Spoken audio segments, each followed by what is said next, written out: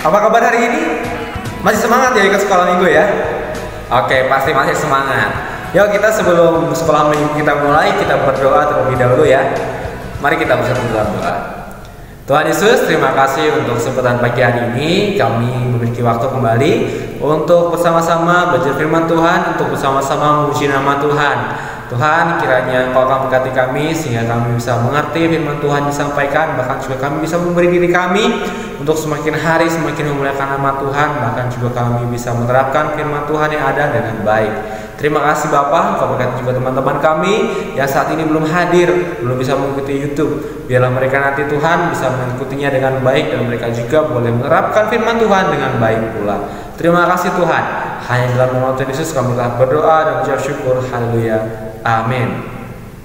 Oke, sesudah kita berdoa, sekarang saatnya kita akan memuji nama Tuhan. Kita akan memuji nama Tuhan bersama-sama ya.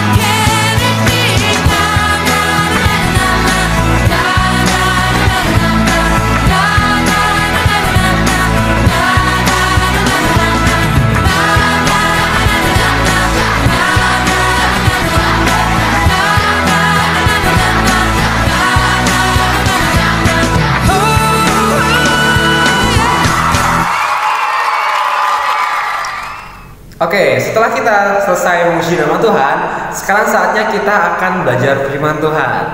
Namun sebelumnya, sekali lagi kita akan berdoa ya.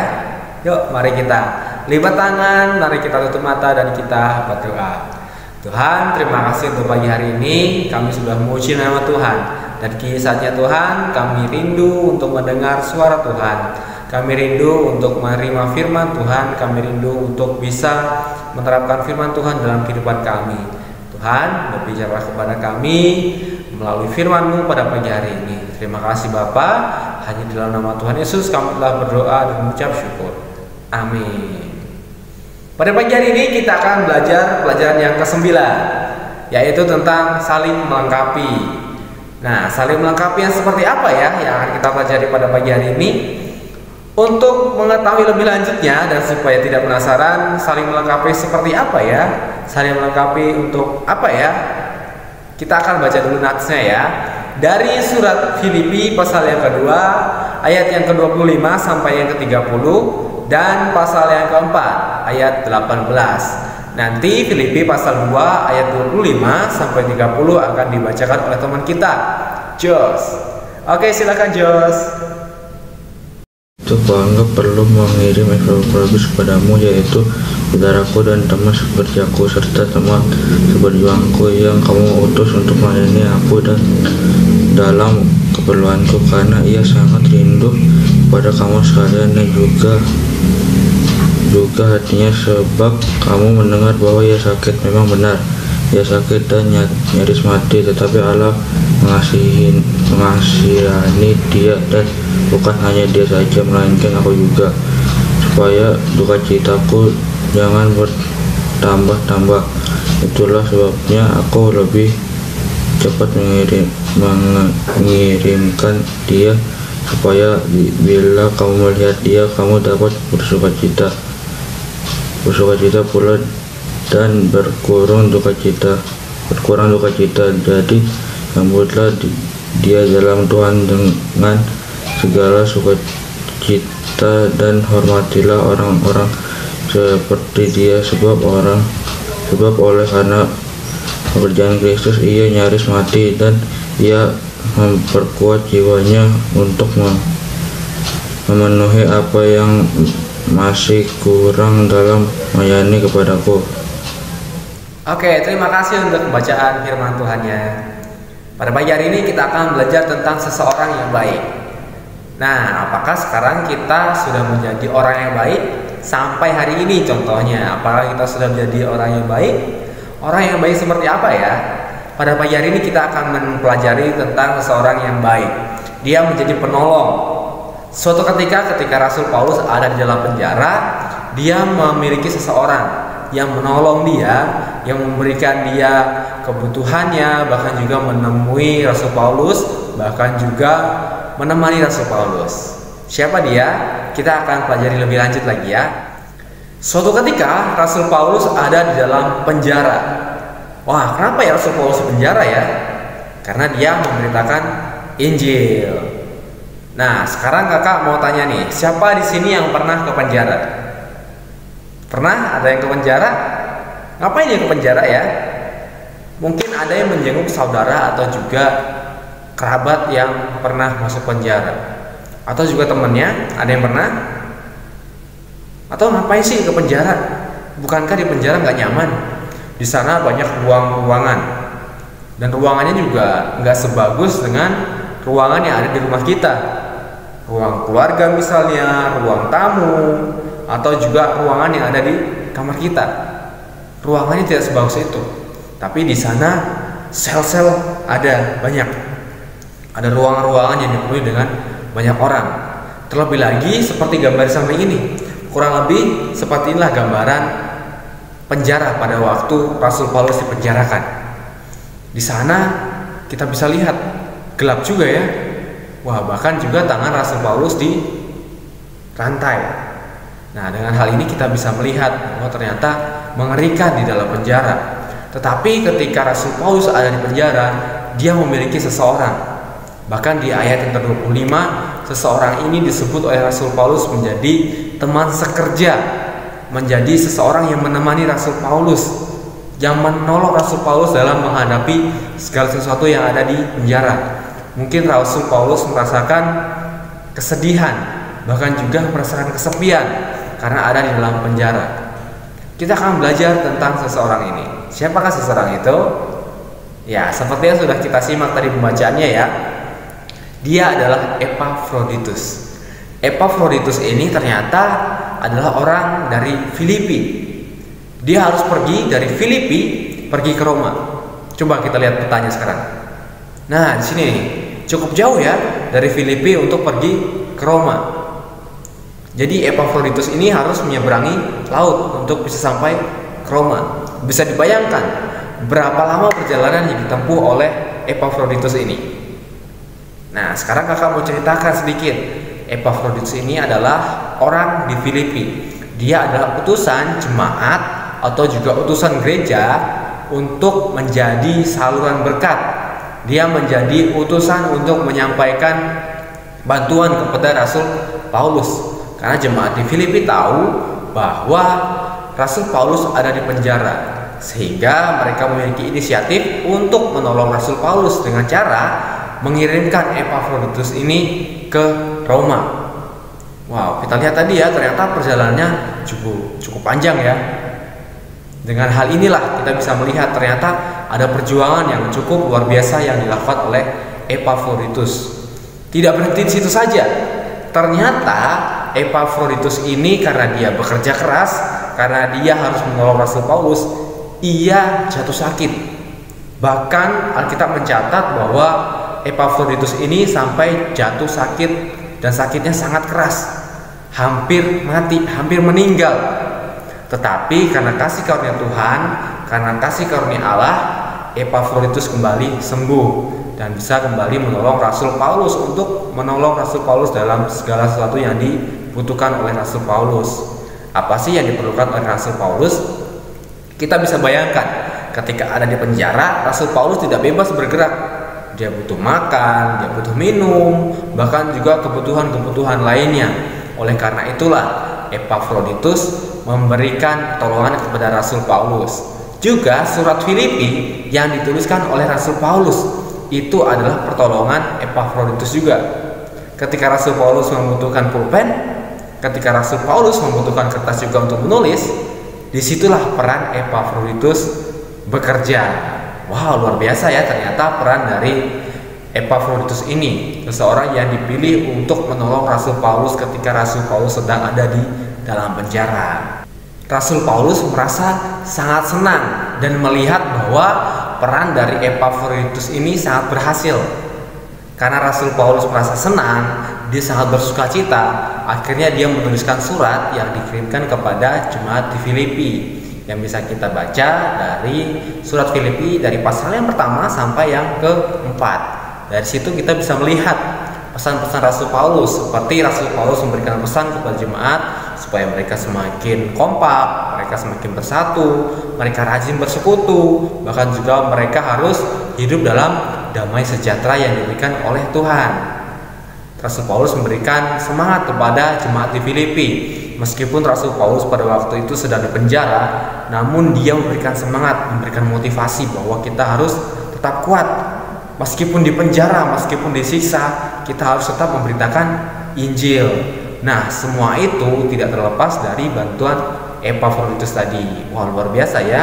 Ternyata dari Epafroditus ini kita bisa belajar dari hal-hal yang sederhana, dari hal-hal yang kecil, kita bisa melayani orang. Kita bisa memperlengkapi pekerjaan Tuhan.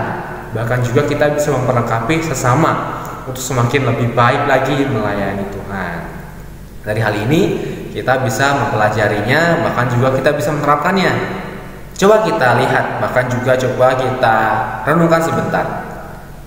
Adakah kira-kira saudara atau juga teman kita, orang tuanya, mungkin saudaranya sedang ada di penjara?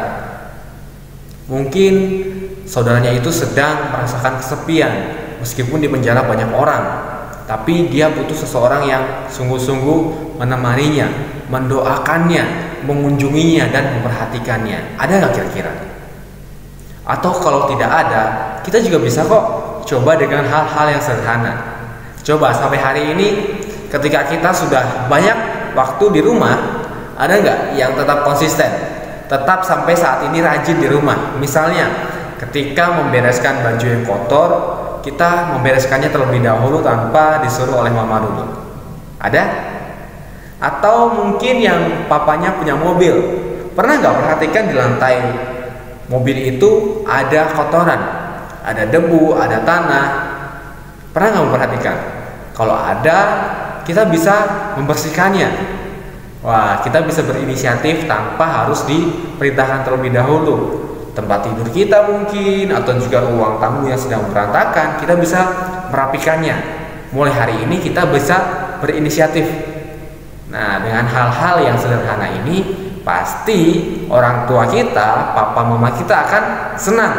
Begitu juga dengan Rasul Paulus tadi. Ketika dia dilayani, ketika ia ditolong oleh Epafroditus, dia sangat senang karena dia dapat beraktivitas dan juga dia dapat melakukan semua kegiatannya dengan baik, dengan lancar, oleh karena ada yang menolongnya, bahkan juga ada yang memperlengkapinya. Oke, demikianlah firman Tuhan yang bisa kita pelajari pada hari ini. Yuk sama-sama kita menerapkannya dalam kehidupan kita. Oke, sekarang kita ada di dalam ayat hafalan. Ayat hafalan kita ada di Efesus 4 ayat yang kedua, yang berkata demikian: hendaklah kamu selalu rendah hati, lemah lembut dan sabar. Tunjukkanlah kasihmu dalam hal saling membantu. Sekali lagi ya, Efesus pasal yang keempat ayat yang kedua. Hendaklah kamu selalu rendah hati, lemah lembut dan sabar. Tunjukkanlah kasihmu dalam hal saling membantu. Sekali lagi ya, hendaklah kamu selalu rendah hati, lemah lembut dan sabar. Tunjukkanlah kasihmu dalam hal saling membantu. Oke, nanti kalau sudah hafal, boleh ya kirim ayat hafalannya ke kakak atau ke tante Asri atau juga ke koko Asap. Boleh. Nanti kalau sudah hafal silakan segera dikirimkan ya. Sekarang kita akan mengakhiri kelas kita dan doa penutup akan dipimpin oleh tante Asri. Silakan tante Asri. Terima kasih Kak Andika. Firman Tuhan sungguh luar biasa. Pasti adik-adik sangat diberkati oleh firman Tuhan yang disampaikan. Yuk kita saatnya berdoa penutup. Kita siapkan hati kita lipat tangan dan berdoa bersama-sama. Bapa di surga, terima kasih Tuhan untuk siang hari ini. Terima kasih Bapa untuk penyertaan-Mu bagi kami semua. Dan terima kasih buat firman Tuhan yang disampaikan, untuk ayat hafalan, sehingga kami bisa ada kesempatan untuk memuji Tuhan dan tetap belajar firman Tuhan. Bapa di surga, ajarlah kami untuk tetap rendah hati dan tetap lemah lembut dan sabar. Dan ajarlah kami itu selalu menjadi teladan dimanapun kami berada. Dan ajarlah kami juga untuk selalu menyenangkan hati-Mu ya Tuhan. Jadikan kami yang terbaik dalam segala peranan yang Tuhan percayakan dalam hidup kami. Baik di sekolah, di rumah, di sekolah minggu. Jadikan kami yang terbaik dan jadikan hidup kami berkat ya Tuhan. Berkati Gaby, berkati Davi, berkati Gwen, berkati Josh, dan berkati Mikhail, dan berkati semua anak-anak sekolah minggu yang mendengarkan YouTube ini. Dan berkati guru-guru sekolah minggu kami, orang tua kami. Biarlah semua dalam perlindungan Tuhan dan nama Tuhan dipermuliakan melalui kehidupan kami. Terima kasih Tuhan, di dalam nama Tuhan Yesus kami mengucap syukur dan berdoa. Amin. Sekolah minggu sudah selesai. Jangan lupa untuk ayat hafalan dan lembar muridnya dilengkapi supaya kita bisa belajar firman Tuhan dengan baik. Tetap semangat ya adik-adik ya. Sampai jumpa minggu depan. Shalom. Bye-bye.